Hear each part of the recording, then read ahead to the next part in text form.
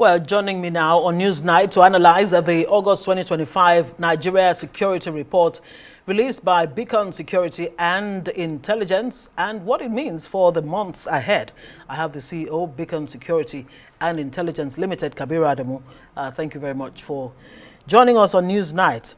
So, I mean, based on this report, a one-month report for that matter, are you saying that it is Uhuru yet for Nigeria as far as insecurity is concerned? No, okay. Definitely there's no way thing. But what we've noticed a trend of reduction, month-to-month reduction. In May, we recorded about 1,200 deaths. And then since then, it's been declining. In June, it was about 1,100. And then in July, it was about 800. And then this recent one, just 700. Now, that's still high. 700 is a high number. But when you now compare it with that 1,200 that we recorded in May, it's clear that there is something being done that is positive and is leading to a reduction in the numbers. And that's what we would like the authorities to take note of. Because if you are doing something correctly and it's leading to a reduction in numbers, then you should be able to identify what it is and then, of course, improve on that aspect. There are gaps, of course, which we've also identified in that report. We'll talk about the gaps, definitely.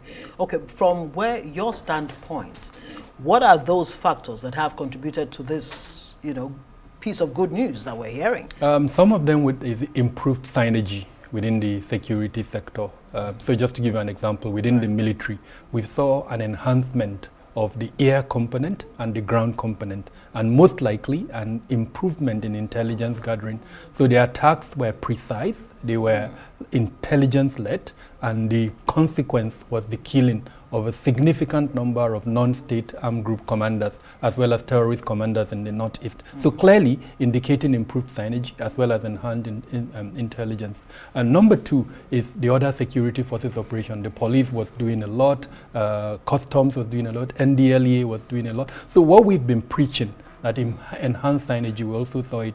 Interestingly too, at the subnational level, we saw governors also trying to do a lot. A good example, your report earlier on spoke about what Katsina is trying to do in the southwest. We saw, I think, Ogun State trying to do that. So that enhancement between the federal and the state level security component, we saw an improvement in that regard. Then the non-kinetic component too. Birningwari, there has been an improvement. We've not had any major incident in Birningwari for about 11 months now. In parts of Katsina, the same thing. Parts of Zamfara, the same thing. I know to someone who is listening, who is not having that global eye, would think, oh, just this morning there was an attack. 40 worshippers in Zamfara, I was going to say that, yes. Yeah, so these are happening, no doubt. But when you look at the global picture, because what we are doing is a collation of everything across the Federation, and it is there that we're seeing the reduction. And what this does is if the security agencies can look at that global picture, they would now be able to see the gaps, of course, like I said, where they're doing well and where they're not doing well,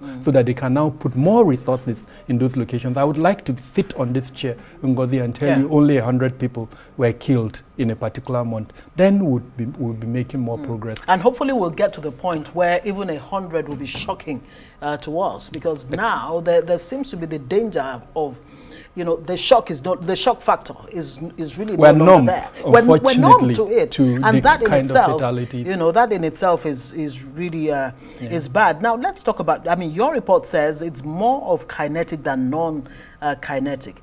There have been this constant calls for a non-kinetic approach to dealing with banditry and terrorism in Nigeria. Are you saying that the kinetic approach will give us the results that we would need and we want? No, definitely. More than the non-kinetic approach? Definitely not. In the advice that we gave in our report, we emphasized that point. The root causes of the challenges that we have will have to be addressed. And you can broadly categorize them into four.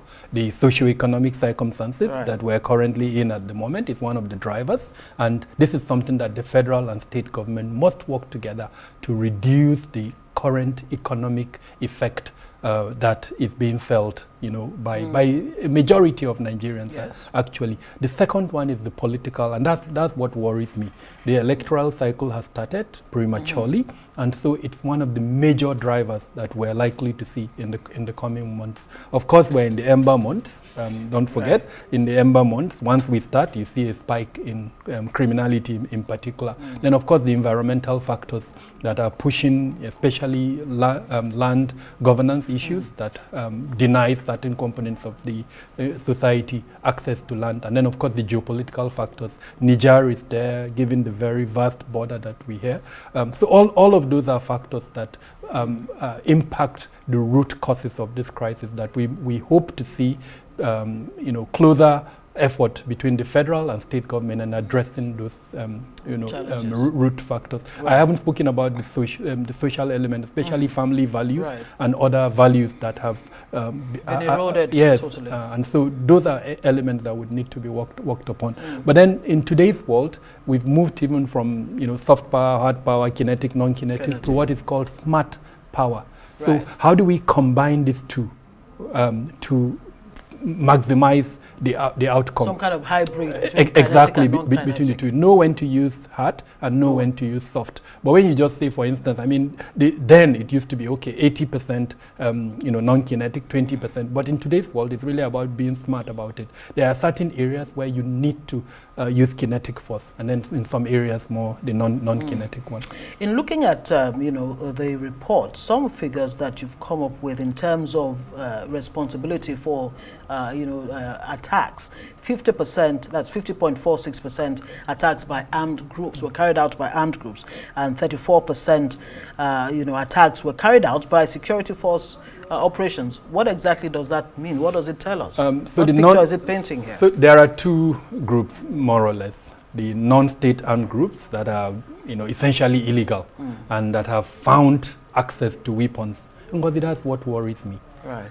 If the videos you showed earlier on in the peace deal in Katsina and Faskari local government, there was one particular bandit who had, I couldn't even count the number of magazines on his body. And each magazine, Ngozi, has 30 bullets in it. And he had 2 wrapped together. So that's 60. Just one. And then he had, what I could see with my eye was around 12. And I think he had more than that because, it was a still picture. So I don't know if he had some on his side or on his back. So imagine multiplying that. Where does he get that? And that's why it's easy for them to shoot at sight. So that's one component, this non-state armed groups. And because there's an armed conflict ongoing, the government security forces are engaged in an armed conflict. And Ngozi, who is in the middle? You and I. The people. Unfortunately. So that's why we categorize these two, because of the armed conflict, the state and then the non-state actors who are fighting. And in the middle of those two are the people. Unfortunately, civilians are affected. By you applauded what Katsina, the model that Katsina state is coming up with. If I can go back to it, the government actually said, look, we'll provide business support, for repentant bandits. The same Katsina government has said over and over again, we do not negotiate with bandits. We're not going to have none of that. The trend in parts of Katsina, the same Katsina and Zamfara, where communities are entering into their own peace deals with bandits. Should we be concerned about that? Is it an indication or an indictment on the government's failure to provide these communities? So the trend that started with Birningwari, the Birningwari community on their own start with the bandits, as it were, and then agreed to a truce. And I think the state government and the federal government endorsed it. And now they are living more or less peacefully. But the challenge is this, Ngozi. We haven't recorded an incident in Birningwari in the past 11 months. Right. And that's commendable. But the challenge is this. That peace deal does not affect neighboring Niger State, as an example. It does not affect neighboring Katsina State. So the likelihood of those bandits leaving Birningwari and going to Niger or going to Katsina to carry out attacks. So what we call for in our report, there is a need for a framework by the federal government to guide how this is done. I believe, and I say this with all sense of responsibility, the state governments do not have the capacity for running such a deal they would need some support from the federal government. So if we agree as a people that this is one part, I mean, it's embarrassing to me that we're where we are, but that's the reality of our circumstances. It needs to be guided in some form of framework. We can call it counter banditry or whatever name we want to call it, but that would guide the state. And I also have recommended in that report, we recommended that there should be a group of experts that are readily available to support any state that wants to go into that. Because the consequences of allowing this, if it backfires like it's likely to do because of what I've just mentioned, imagine a situation where, as it happened in Biringwari, they moved to Niger or they moved to Katsina State, and then it breaks down completely. What we've done invariably is we've armed them, because over this period they will be able to recoup weaponry and all of that. They understand and the become terrain more emboldened better, more to emboldened. take up arms against the So we state. need to approach it with a framework that is sustainable and that also provides, very importantly, the demobilization. Their weaponry must be demobilized. A pathway for economic growth must be provided for them. In other words, how do they leave this path and enter a path that is legal and acceptable to normal society at the moment? And one thing that we don't talk about is their mindset. We need to evaluate their mindset. Most of them are not taken like normal human beings. So we need to evaluate that and see how we can support their return back to normal. Someone who has held guns and killed hundreds of people in some instances, it's not normal. And we need to bring them back. So it's a process that have about 12 steps, and we've listed that and we've made recommendations. But it must be starting from the federal government with a framework, and then of course the subnational government should support it.